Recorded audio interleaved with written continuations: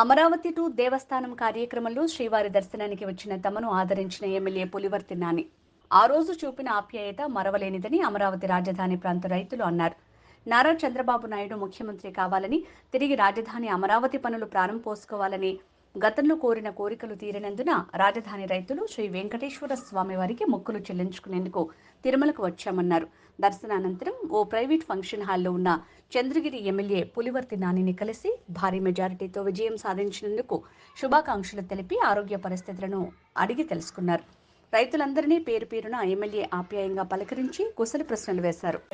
అన్నీ కూడా మనతో పాటే ఉండి మనకి పూర్తిగా మన పక్షాన ఉండి మనకి సహకరించి చాలా కష్టపడి ఆ రోజు ఏర్పాట్లు మొత్తం చేశారు సార్. అదేవిధంగా 48 గంటల ముందు ఆ రోజు హైకోర్టు తీర్పు ఇచ్చింది బహిరంగ సభ పెట్టుకోవచ్చని.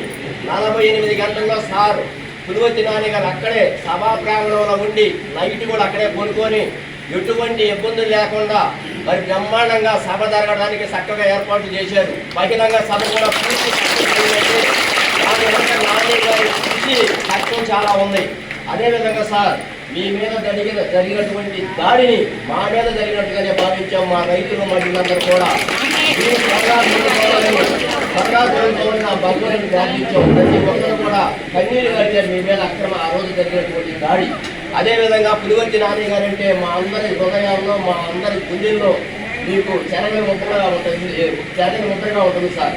ఎందుకంటే మీరు ఆ రోజు అటువంటి పరిస్థితుల్లో పాదయాత్రలో మరి ప్రభుత్వం నుంచి మీకు ఎన్ని ఒత్తిళ్లు ఉన్నాయి. చంద్రబాబు నాయుడు గారు, లోకేష్ బాబు గారు మన అండదండలు మనందరూ ఐక్యమత్యం చేసి వివరించలేదు. 5 ఏళ్ళలో మనం అన్ని వర్గాన్ని, అన్ని కులాన్ని కలుపుకొని పోతే పక్కా సక్సెస్ అవుతాం. అందరూ కూడా నిరోధితులు వచ్చి ఏదైనా వచ్చి ఉన్నందుకు ప్రజలకు కూడా పేరు పెట్టారు.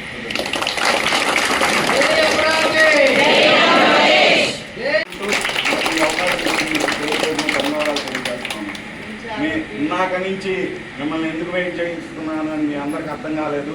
మన కోసం ఆ రోజు కష్టంలో కూడా నిలబడినటువంటి వ్యక్తి, ఈరోజు ఈ కార్యక్రమానికి అన్ని విధాలుగా సహాయ సహకారాలు అందించిన వ్యక్తిని మనం స్వయంగా కలిసి మనం కృతజ్ఞతలు చెప్పెళ్తేనే ఈ కార్యక్రమానికి పరిపూర్ణంగా ఉంటుందనే ఉద్దేశంతోనే వెయిట్ చేయించడం జరిగింది. దయచేసి అందరూ అర్థం చేసుకోవాలి. బిజీ షెడ్యూల్ ఉన్నా కూడా మన కోసం సమయం కేటాయించినందుకు కూడా మరీ ధన్యవాదాలు.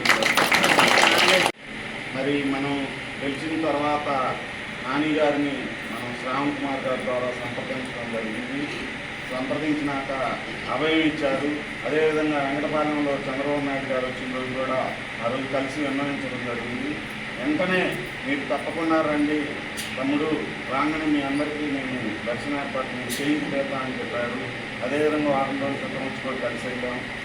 చాలా అర్ధరాత్రి 11ంటికి కూడా రాత్రి నిన్న పగలు అన్నిసార్లు ఏం జరిగింది, ఎంతవరకు వచ్చారు, ఎక్కడ దాకా వెళ్ళారని కోఆర్డినేట్ చేస్తూ ఉన్నారు. బిజీ ఉంటాను, రైతుల తరఫున పోరాటం చేస్తాను. మీరు నా మీద ఎన్ని కేసులు పెట్టుకున్నా కానీ కేసులు భయపడడం, దాడులు భయపడడం, మీరు ఏం చేసినా సరే నేను భయపడడం.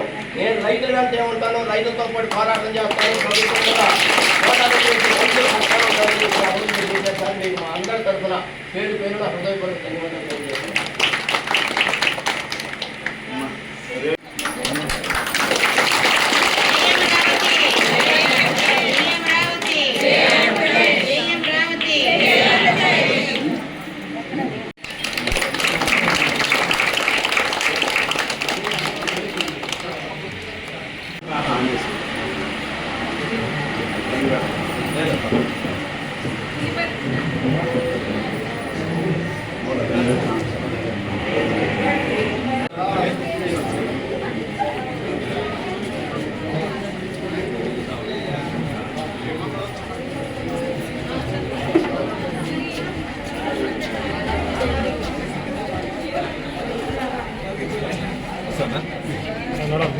నడవాలి